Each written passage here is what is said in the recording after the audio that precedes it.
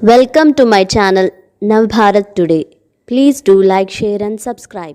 మాట్లాడదు నేను మీ అందరినీ కోరేది ఒకటి, మనం అందరం కూడా మన దేశము మన మ్యానుఫ్యాక్చరింగ్ సెక్టర్ కావచ్చు, ఇతర అవి సంఘటితంగా ఈరోజు కార్మిక సంఘాలు పనిచేస్తూ ఉన్నాయి. దేశంలో మన ఇతర దేశాలు పోలి చూసినట్లయితే మనకు మంచి భవిష్యత్తు.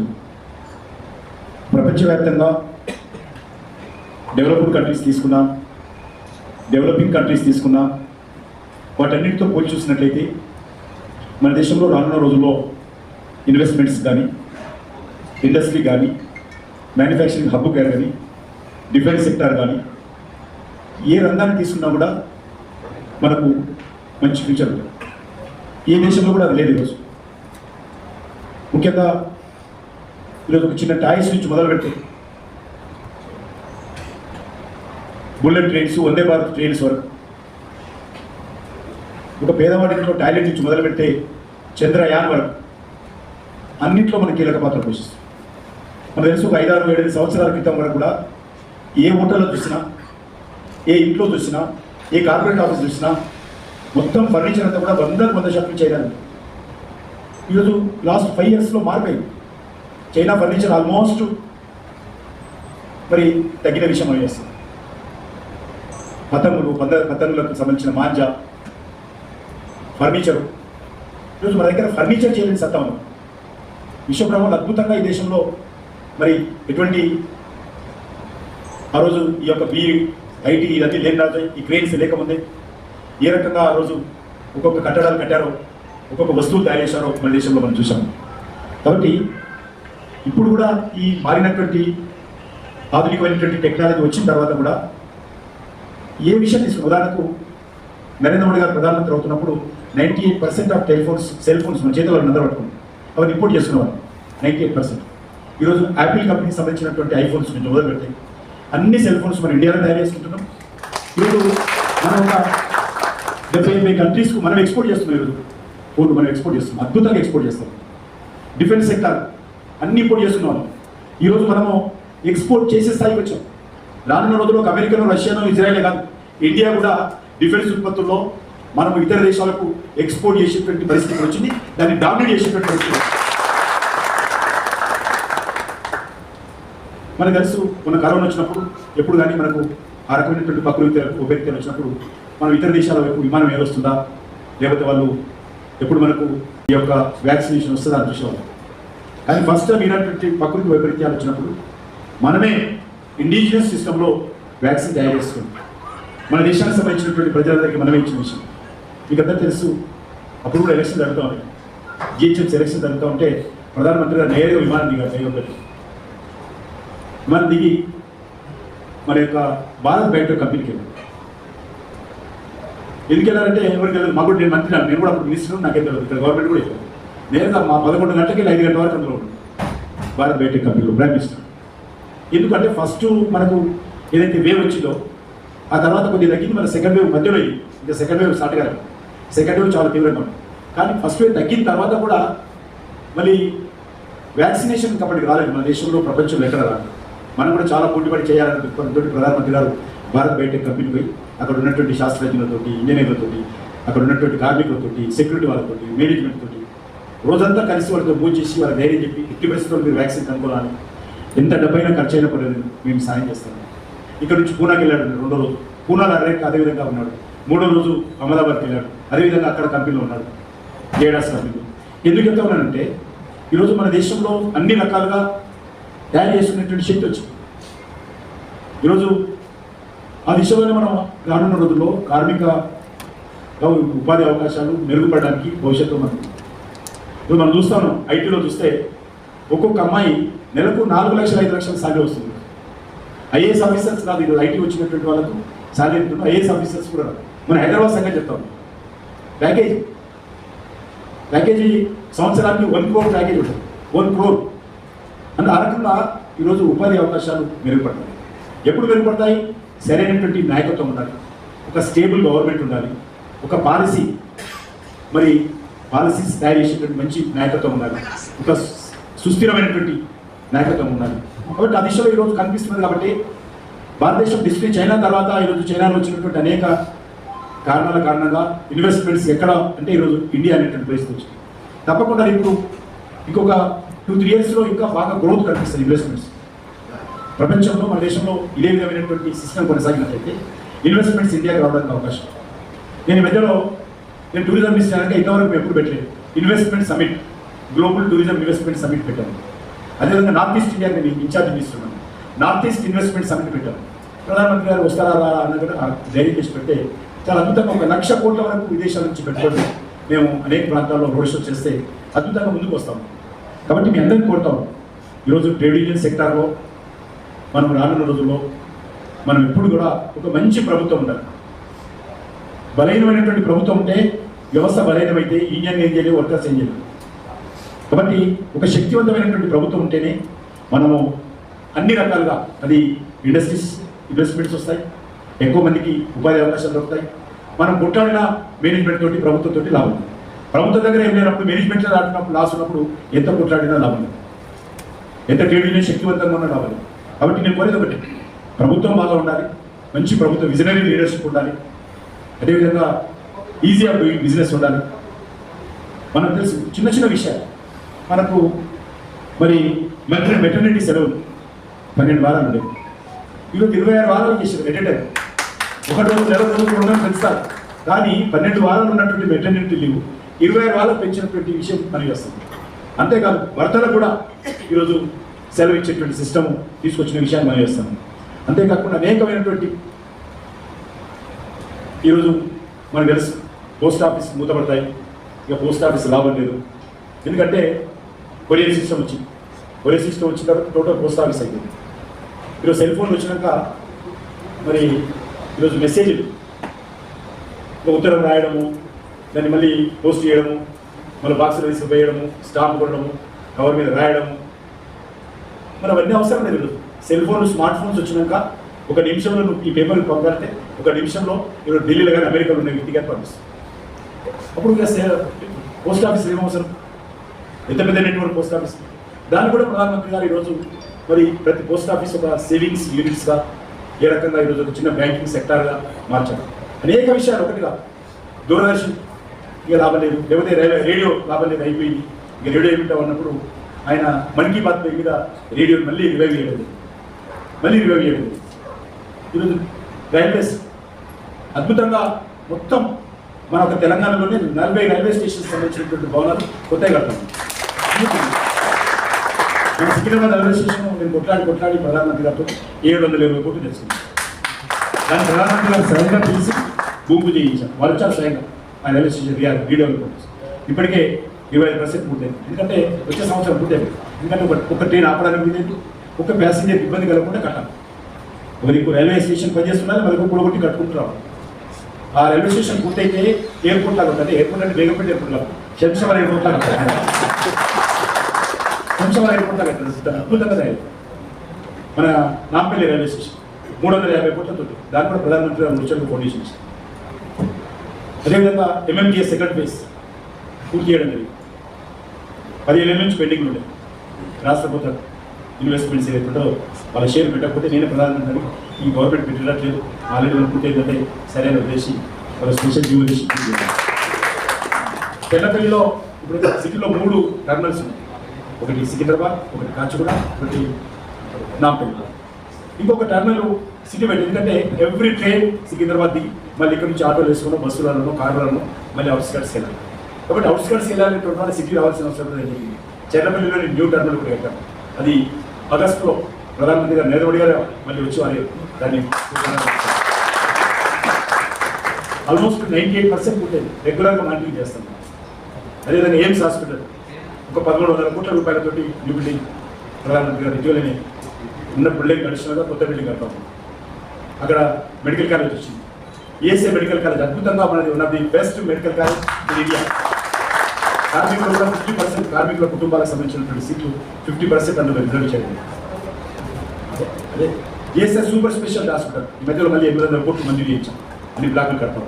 కాబట్టి డెవలప్మెంటల్ యాక్టివిటీలో ఈరోజు రామగుండంలో ఒకటి బిహెచ్ఎల్ కట్టాలనుకున్నా కూడా శంషాబాద్ శాంక్షన్ అయినప్పుడు కూడా ES hospital state government land సరిగ్గా ఇవ్వని కారణంగా అయిపోయింది. అనేక ఉత్తరాలు రాశాను ముఖ్యమంత్రి గారు. ఎందుకు చెప్తానంటే ఖచ్చితంగా రానున్న రోజుల్లో ట్రేడ్ యూనియన్కి సంబంధించి మంచి భవిష్యత్తు ఉంటుంది. ఆ దిశలో మనము మరి నేను ఎక్కువసేపు మాట్లాడకుండా కార్మిక రంగం పటిష్టంగా ఉండాలి, కార్మికుల హక్కుల కోసం పోరాటం చేయాలి. అదే సమయంలో కూడా నా తరఫున నా కోరిక ఏంటంటే మంచి ప్రభుత్వం ఉండాలి. బలహీనమైనటువంటి ప్రభుత్వంతో మీరు కొట్లాడినా తాత్కాలికంగా లాభం జరగవచ్చు తప్ప దేశానికి లాభం జరుగుతుంది. దేశం బలహీన బిడ్డలు పాకిస్తాన్ పరిస్థితి అనేక 75 సంవత్సరాలుగా మనల్ని రాజీ రంపాన్ని పెట్టింది పాకిస్తాన్. మనము ఏదైతే స్వాతంత్రం వచ్చినప్పుడే ఏ దేశం విభజించారో ఆ రోజునే సుమారు 10 లక్షల మంది పైగా హిందువులను ముచ్చకొట్టుకొచ్చారు పాకిస్తాన్. 10 లక్షల మంది ఒకగారి చెప్పారు. అప్పుడు చాలా పర్సెంటేజ్ ఉండే 15% ఉండే హిందువులు. ఈరోజు 0 బరాబర్, అంటే ఉన్నట్టు లేనట్లు ఎవరు లేరు. ఉన్నటువంటి వాళ్ళందరూ చంపేయడము, మత మార్పిడి చేసుకోవడము, మహిళలను బలవంతంగా పెళ్లి చేసుకోవడము ఇది పాకిస్తాన్లో లేదు. అయినా కూడా మనం వదలకుండా ఆ రోజు నుంచి ఈ రోజు వరకు పాకిస్తాన్ యుద్ధాలు చేసింది. పెద్ద ఎత్తున మనం సెక్యూరిటీ కోసం ఖర్చు పెట్టాల్సి వచ్చింది. ఒక ఈ చిక్కడపల్లి పోలీస్ స్టేషన్ నుంచి మొదలు పెడితే మన పార్లమెంట్ పోలీస్ స్టేషన్ వరకు, ఇక్కడ ఉన్నటువంటి స్పెషల్ ఫోర్స్ మొదలు పెడితే ఆర్మీ వరకు పాకిస్తాన్ కారణంగా లక్షల కోట్లు ఖర్చు పెట్టారు 75 సంవత్సరాలు. పాకిస్తాన్ చేసే యాక్టివిటీస్ ఈ నగరం ఆ నగరం కాదు, మొత్తం దేశమంతా కూడా ఇక్కడ ఉన్నటువంటి యువకులను రిక్రూట్ చేసి వాళ్ళ మతం పేరుతో వాళ్ళ మెదడంతా పాడు చేసి వాళ్ళని ఏజెంట్గా మార్చుకొని వాళ్ళకి శిక్షణ ఇచ్చి ఈ దేశాన్ని డిస్ట్రాయ్ చేసే విధంగా, డిస్టర్బైజ్ చేసే విధంగా ఏ రకంగా ప్రయత్నం చేసింది. మన కరెన్సీ అమెరికాలో మన పాకిస్తాన్ ముద్రించి ఇండియన్ కరెన్సీ ఇక్కడ తీసుకొచ్చి వాటిని నకిలీ కరెన్సీ చేయాలని చేసి వాళ్ళు ఈరోజు అనుకుంటే ఎక్కడంటే అక్కడ ఇండియాలో బాంబు బ్లాస్ట్ చేసే శక్తి అంత పవర్ఫుల్ ఈరోజు పాకిస్తాన్ ఐఎస్ఐ మన దేశంలో. బాంబేలో ఒకటేసారి నడుస్తున్నటువంటి 7 ట్రిలియన్ బ్లాస్ట్ చేసి అందుకే మన హైదరాబాద్లో కూడా ఒకటే టైంలో 0 టైంలో ఒకటే టైంలో సెక్రటరీ ఎదురుగా, కోటిలో గోకుల్చాద్ బండార్లో, దిల్సుఖ్నగర్ బస్ స్టాండ్లో, లుంబిని పార్క్ సెక్రటరీ ఎదురుగా ఒకటే టైంలో 3 ప్లేసులలో బాంబు బ్లాస్ట్ చేసి ఐపీఎస్ కృష్ణప్రసాద్ హత్య చేశారు. ఇక్కడ మా అంబర్పేటలో కార్పొరేటర్, బీజేపీ కార్పొరేటర్ నన్నరాజ్ గౌడ్ హత్య చేశారు కార్పొరేటర్. సైదాబాద్ చౌరస్తాలో మాణిక్పూర్ మెడికల్ షాప్లో దేవేందర్ అనేటువంటి ఆర్ఎస్ఎస్ కార్యకర్తలను హత్య చేశారు. పాపేగౌడని బీఎస్పీ కార్యకర్తలు హత్య చేశారు. అట్లా నేను ఎగ్జాంపుల్ చెప్పాను. దేశంలో ఈ రకంగా ఎవరు అనుకుంటే వాళ్ళు ఆ రకంగా చెప్పారు. ఈరోజు ఏమై పాకిస్తాన్ ఐఎస్ఐ సంబంధించినటువంటి పేరు లేదు ఈరోజు దేశంలో. పూర్తిగా వాళ్ళ యొక్క నెట్వర్క్ అంతా కూడా డిస్ట్రాయ్ చేసి ఉక్కు పాదంతో ఈరోజు ఉగ్రవాదాన్ని అనిపించింది. ఈరోజు పాకిస్తాన్ ఏమైపోయింది? ప్రపంచ దేశాల నుంచి చిప్ప పట్టుకొని భిక్ష ఎత్తుకునేటువంటి పరిస్థితి వచ్చింది. ఎందుకంటే మనకు చూపినటువంటి నరకం. ఒక జమ్మూ కాశ్మీర్లోనే స్వాతంత్రం వచ్చినప్పటి నుంచి ఆర్టికల్ 370 రోజు తీసిన రోజు వరకు మేము లెక్కలిస్తే 46,000 మంది సెక్యూరిటీ ఫోర్సెస్ కానీ సివిలియన్స్ కానీ చెప్పారు జమ్మూ కాశ్మీర్లో పాకిస్తాన్ కాదు. అంత దుర్మార్గంగా పాకిస్తాన్ వివరించారు. మనం ఎంత కానిస్టేబుల్ నుంచి మొదలు పెడితే ప్రధానమంత్రి వరకు రోజు సెక్యూరిటీ విషయంలో నాలాంటి కూడా సెక్యూరిటీ ఎంత ఖర్చు అయ్యేది ప్రభుత్వానికి. పోలీసు వాళ్ళు కావచ్చు, ఆఫీసర్స్ కావచ్చు, సెక్యూరిటీ లేనోళ్ళు లేరు. అంత సెక్యూరిటీ కారణంగా లక్షల కోట్లు, అదే లక్షల కోట్లు మనము డెవలప్మెంట్ మీదనో, ఇన్ఫ్రాస్ట్రక్చర్ మీదనో, మ్యానుఫ్యాక్చరింగ్ సెక్టర్ మీదనో, అగ్రికల్చర్ మీదనో ఖర్చు పెట్టుకుంటే ఈరోజు మనం చాలా ముందుకు వెళ్ళాం. కానీ పాకిస్తాన్ ఆ రకంగా అనేక రకాల కూడా నిర్ణయం చేస్తాం. మన దగ్గర అనేక రకాల వేర్పాటు ఉద్యమాలను ప్రోత్సహించారు. డైరెక్ట్గా వాళ్ళే ఐఎస్ఐ ఏజెంట్ల ద్వారా ఉద్యమాలు చేశారు, ఐఎస్ఐ ఏజెంట్ల ద్వారా డిస్టర్బ్ చేశారు. ఆ రకంగా ప్రతి విషయంలో కూడా పాకిస్తాన్ మనం అధ్యయనం చేశాం. కాబట్టి ఈరోజు నరేంద్ర మోడీ గారి నాయకత్వంలో ఏ రకంగా మొత్తం అమెరికా నుంచి కానీ, జర్మనీ నుంచి కానీ, జపాన్ నుంచి కానీ, యూకే నుంచి కానీ అన్ని దేశాల నుంచి సత్సంబంధాలు పెట్టుకుని వాళ్ళ నుంచి ఆయుధాలు, డబ్బులు, వస్తువులు తీసుకున్నారు. ఈరోజు ఎక్సెప్ట్ చైనా ఏ దేశం కూడా ₹1 పాకిస్తాన్ ఇస్తారు, ఐసోలేట్ చేసాం. కాబట్టి ఈరోజు రొట్టె ముక్క కోసం పాకిస్తాన్లో ఈరోజు అక్కడ ప్రజలు చేస్తున్నారు. ఇవాళ మీరు చూశారు పాకిస్తాన్ 2-3 రోజులకు ఒక టెర్రరిస్ట్ ఆర్గనైజేషన్ ఎవరైతే ఇండియాకు వ్యతిరేకంగా ఉంటాయో ఆ టెర్రరిస్ట్ ఆర్గనైజేషన్స్ పెట్టిందే ఇండియాకు వ్యతిరేకంగా పెట్టినటువంటి టెర్రరిస్ట్ ఆర్గనైజేషన్స్. అలా హెడ్ క్వార్టర్స్ ఉన్నటువంటి చీఫ్ ఎవరు ఉంటారో వాళ్ళందరూ 2 రోజులకు 3 రోజులకు కూడా వస్తారు. ఎవరు చంపుతుండో కూడా తెలుసు. రోజు చచ్చిపోతున్నారు. పాకిస్తాన్లో పరిశ్రమలో ప్రపంచంలో పరిశ్రమ ఎక్కడ చచ్చిపోతున్నారు. కాబట్టి పాపం పట్టింది అట్లా ఉంటారు. ఈరోజు ఏముండే నేను లుంబిని పాల్గొనే నేను కూడా బాంబ్ బ్లాస్టింగ్ ఏంటంటే గంట సేపటి ఏం చేస్తాం? అక్కడ పోతాము, చనిపోయిన తర్వాత మళ్ళీ నర్సరీ పోతాము. నేను రెండు సంవత్సరం చనిపోయి బ్రాహ్మణాస్ అయినటువంటి 2వ సంవత్సరం పైన 3వ సంవత్సరం 4వ సంవత్సరం మర్చిపోయింది. వేసి ఏం చేస్తుంటే వెరగులా పెడుతుంది, క్యాండిల్స్ వెలిగిస్తుంటుంది, 2 నిమిషాలు మౌనం పట్టిస్తూ వచ్చేస్తుంది. వాళ్ళు చంపే వాళ్ళు పాకిస్తాన్ వాళ్ళు, మన భారతదేశం మనం చచ్చేవాళ్ళం, మన దేశ కర్మ ఇంతే, భగవంతుడు ఇంతే రాసి పెట్టాడు అంటున్నాం. కానీ మోడీ గారు అట్లా అనలే. ఎవరైతే మన పఠాన్కోట్లో పూరిలో ఎక్కడైతే మనం చంపారో, ఎవరైతే వచ్చాడో సెటిలైన్ ద్వారా కనుక్కున్నాం. ఎవడు వచ్చాడు, ఎక్కడి నుంచి వచ్చాడు, ఇప్పుడు ఎక్కడ ఉన్నవాడు, మొత్తం సెటిలైన్ ద్వారా వచ్చినటువంటి టెర్రరిస్టులను గుర్తించి పాకిస్తాన్ ఎక్కడ ఉన్నాడో కనుక్కొని ఆ సెంటర్కి వెళ్ళి మన ఇండియన్ సెక్యూరిటీ ఫోర్స్ పాకిస్తాన్ ఇంట్లోకి వెళ్ళి ఆ సెక్యూరిటీ ఫోర్స్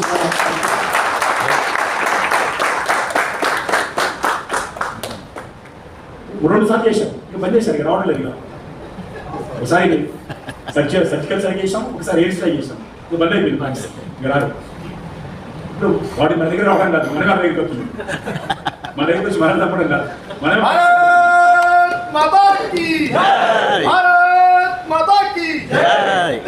నేను ఎందుకు చెప్తానంటే, ఒక మంచి లీడర్షిప్, ఐడియాలజీ డిఫరెంట్ కావచ్చు, నేను అందరూ కూడా చెప్తాను, ఐడియాలజీ డిఫరెంట్ కావచ్చు. కానీ ఒక మంచి లీడర్షిప్ ఉన్నప్పుడు దేశం ఈరోజు ఇంకొకటి ఎక్కువ ఇస్తాను. ఎగ్జాంపుల్ చాలా ఉన్నాయి. ఉక్రెయిన్ రష్యా యుద్ధంలో యుద్ధం ఆపి 2 దేశాలు భీకర పోరాటం చేస్తుంటే 2 దేశాలతో మాట్లాడి చెప్పి మా ఇండియన్స్ ఉన్నారు, మేము తీసుకుపోతే మర్యాద యుద్ధం ఆపని చెప్పి యుద్ధం ఆపించి ఇండియన్స్ 25,000 మంది లిఫ్ట్ చేసినటువంటి చరిత్ర ప్రపంచంలో ఏ దేశంలో కూడా ఇంకా భీకర యుద్ధం జరుగుతుంటే 3వ దేశం కోసం యుద్ధం ఆపుతారు కదా. అది కూడా ఇద్దరు ఆపించిన, ఒక్కరు కాదు, ఇద్దరు ఆపి మన ఇండియన్స్ తెచ్చుకున్నాం. ప్రపంచ దేశాలకు సంబంధించి మీరు కూడా చూడాలి. ప్రెసిడెంట్స్, ప్రైమ్ మినిస్టర్స్ సమ్మిట్స్ అవుతాయి. సమ్మిట్స్ అయినప్పుడు గ్రూప్ ఫోటోలు దిగుతారు. గ్రూప్ ఫోటోలు దిగుతున్నప్పుడు మన ఇండియన్ ప్రైమ్ మినిస్టర్ ఎక్కడ ఉన్నారు, ఇంతకుముందు మన్మోహన్ చూసేవాళ్ళు ఎక్కడ ఉన్నారు, ఏదో లాస్ట్ రోలో మూల కనిపించారు ఇండియన్ ప్రైమ్ మినిస్టర్. కానీ ఈరోజు పరిస్థితి మారింది. ఫ్రంట్ రోలో సెంటర్లో ఉన్నటువంటి వ్యక్తి ఎవరంటే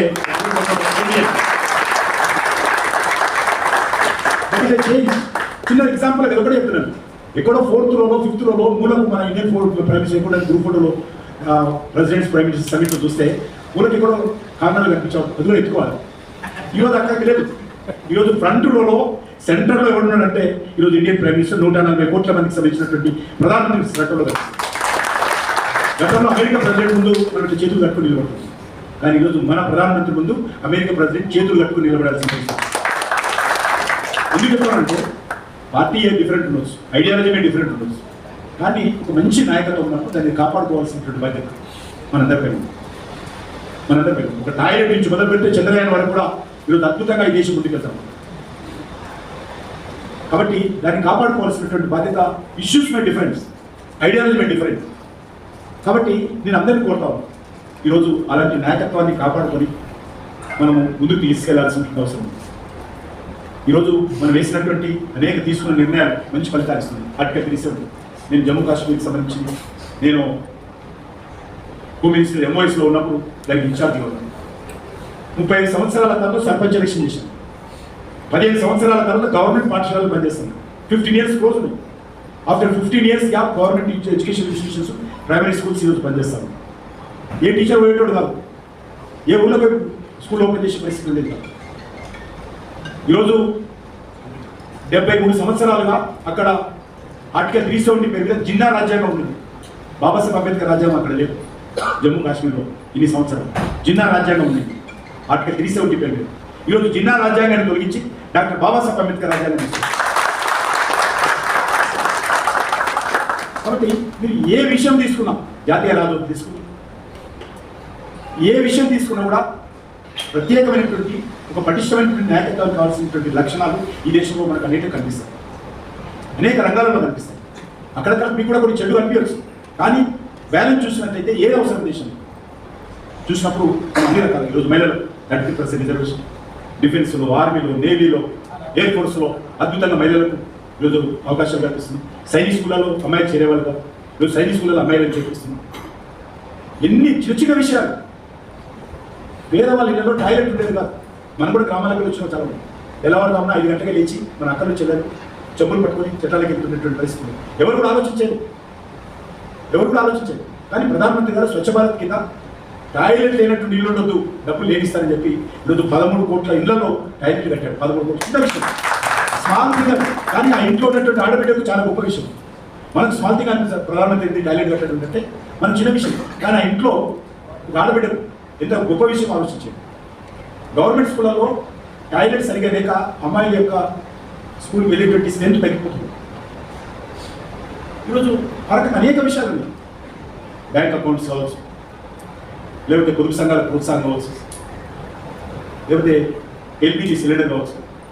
ఒక్కసారి కట్టెల పొయ్యి మీద వంట చేస్తే 400 సిగరెట్లు తాగుతూ ఒక వ్యక్తి ఆరోగ్యం ఎంత దెబ్బతింటుందో, ఒక్కసారి కట్టెల పొయ్యి మీద వంట చేస్తే ఆ అక్క, ఆ చెల్లి, ఆ తల్లి యొక్క ఆరోగ్యం ఎంత దెబ్బతింటుంది.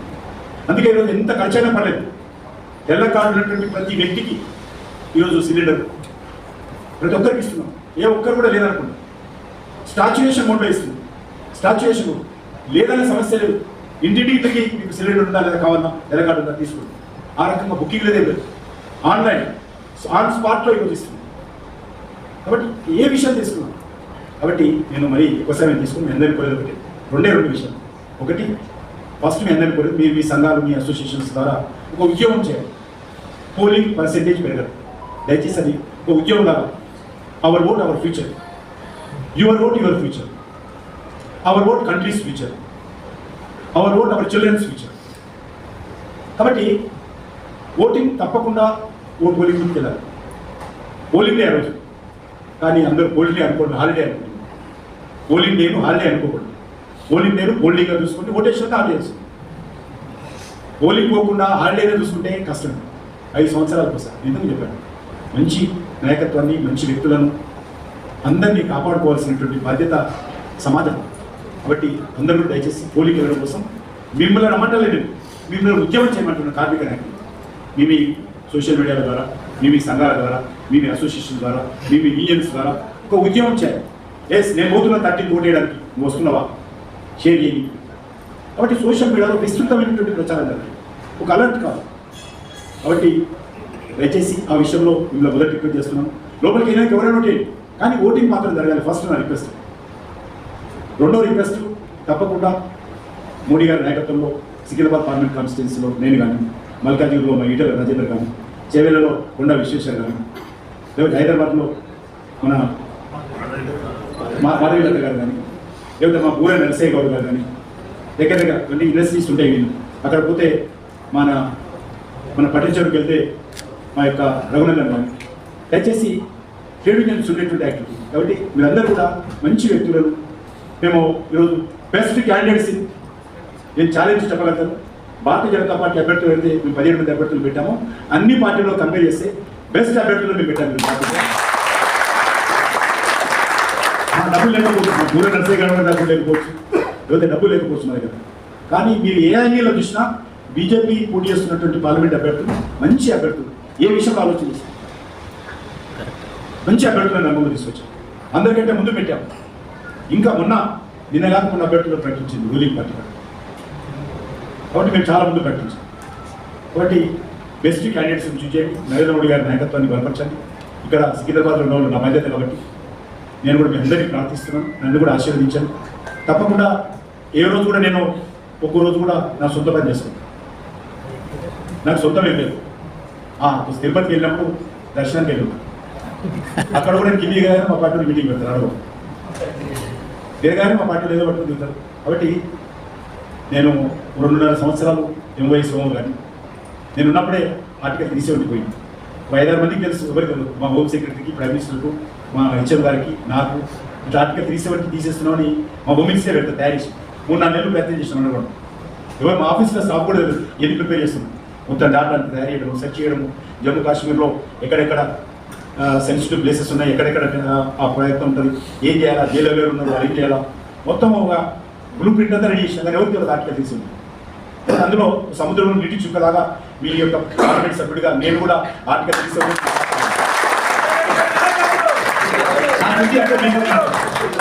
370 తొలగించడంలో నాకు ఒక సముద్రంలో నీటి చుక్కలాగా నాకు కూడా బాధ్యత ఉంది. ఇక్కడ నాకు ఓటేసినటువంటి గెలిపించినటువంటి వాళ్ళు సికింద్రాబాద్ ప్రజల బాధ్యత కూడా, వాళ్ళ రోల్ కూడా ఉన్నట్టు. ఒకటి మాత్రం మనీ వస్తుంది. నేను గతంలో 3 సార్లు ఎమ్మెల్యే ఉన్నప్పుడు కానీ, జ్యోతి ఎంపీ కానీ, నాకు ఓటేసినటువంటి ఓటర్స్ ఏ రోజు కూడా అరే మేము పొరపాటు చేసినకి ఎమ్మెల్యే ఓటేసాము, మేము పొరపాటున తొందరపాటున ఈయనకి ఎంపీగా ఓటేసాము అని ఏ రోజు కూడా ఎవరు తల దించుకునే విధంగా నేను ప్రవర్తించలేదు. సికింద్రాబాద్ ఎంపీ ఈరోజు ఆర్టికల్ 37లో ఉన్నాడు. మా సికింద్రాబాద్ ఎంపీ ఈరోజు కల్చర్ మినిస్ట్రీలో మరి హర్ ఘర్ తిరంగా కార్యక్రమంలో నేతృత్వం వహించాడు. మా సికింద్రాబాద్ ఎంపీ ఈరోజు మన యొక్క కాశీలో మరి విశ్వనాథ్ టెంపుల్ కారిడార్ డెవలప్మెంట్లో మన టూరిజం కల్చర్ మినిస్టర్ చేశారు. అని మనందరూ కూడా గర్వపడే విధంగా ప్రయత్నం చేశారు తప్ప ఏ రోజు కూడా నేను పార్టీలు మారలా, ఒక బిల్డర్ దగ్గర పోలే, ఒక కాంట్రాక్టర్ దగ్గర పోలే, ఒక ఇల్లు ఖాళీ చేయించలే, ఒక అక్రమ కేసు పెట్టించలే, లేకపోతే ఇక్కడ ల్యాండ్లు కబ్జా చేయలే. ఒకరిని ఒక పల్లెది మాట నా ప్రత్యర్థులు కూడా తిట్టాను. భాషలో కంట్రోల్ ఉంటుంది, పద్ధతిగా ఉంటాను. నాకు అదే నేర్పారు మాకు చిన్నప్పటి నుంచి. అదే స్కూల్లో పెరిగాను కాబట్టి నేను మాట్లాడే మాట కూడా చాలా మంది తిడతాను, గట్టిగా మాట్లాడు, ఈ రాజకీయాలు మాట్లాడుతున్నాడు తిరుగుతుంది. బట్ నేను నేర్చుకున్నది తిట్టాలని నోటికి వచ్చినా కూడా ప్రస్తుతం ముందు వచ్చి తిట్టలేదు. కాబట్టి ఆ రకంగా నేను గత 3 దఫాలు ఎమ్మెల్యే కానీ లాస్ట్ 4.5 years ఎంపీ కానీ ఆ దిశలోనే పనిచేశాను, కమిట్మెంట్తో పనిచేశాను. సంవత్సరానికి 5 నెలలు పార్లమెంట్, 5 నెలలు టోటల్ పార్లమెంట్లో. నేను ఎమ్మెల్యే ఉన్నప్పుడు కూడా ఒక్కరోజు కూడా ఆబ్సెంట్, ఎంపీగా ఉన్నప్పుడు కూడా మినిస్టర్ అయినా అదే విషయం, ఎంపీగా కూడా నేను ఆబ్సెంట్గా. అదేవిధంగా నాకు ఏ పని చెప్పినా కూడా ప్రభుత్వం ఏ పని చెప్పినా పని చేసుకుంటాను, పార్టీకి ఏ పని చెప్పినా పని చేసుకుంటాను. లాస్ట్ 7 years స్టేట్ ప్రెసిడెంట్గా మినిస్టర్ ఉంటూ దేశంలో మినిస్టర్ పార్టీ ఎవరు లేరు, నేను ఒక్కనే. 2 పోస్టులు ఎవ్వరికి లేవు బీజేపీలో కేంద్ర ప్రభుత్వం. ఒక్కనే మినిస్టర్ కంటిన్యూ చేస్తున్నాను, పార్టీ ప్రెసిడెంట్ కూడా కంటిన్యూ చేస్తాను. కాబట్టి దయచేసి నేను మీ అందరిని కోరుతాను, మరొకసారి మీ అందరూ కూడా రెండోసారి సికింద్రాబాద్ పార్లమెంట్ కాన్స్టిట్యున్సీలో మీరు ఓటు వేయడం కాదు, మీరు ఆశీర్వదించి మీ బంధువులు, స్నేహితులు, మీ సెక్టర్ ఉన్నటువంటి వాళ్ళందరికీ చెప్పి మీకు సమయం ఇచ్చి ఉన్నది ఒక 15 రోజులు సరిగ్గా 50 days ఉన్నాం. ఈ 15 days మనం అందరం కూడా 14 days, ఈ 14 days కూడా కొంచెం సమయం ఇచ్చి కొంత ఈ యొక్క సికింద్రాబాద్ కాన్స్టిట్యున్సీలో కానీ చుట్టుపక్కల కానీ నేను స్టేట్ ప్రెసిడెంట్ కాబట్టి ఓవరాల్గా అప్పీల్ చేస్తాను తెలంగాణ. అందరూ కూడా సమయం ఇచ్చి తెలిసినటువంటి మన డ్యూటీ వర్కర్స్ కావచ్చు, ఇతర ఆఫీస్ బేరర్స్ కావచ్చు, అందరూ కూడా ఆశీర్వదించాల్సిందిగా మీ అందరినీ కోరుకుంటూ సెలవు తీసుకుంటున్నాను. కిషన్ రెడ్డి గారి నాయకత్వం.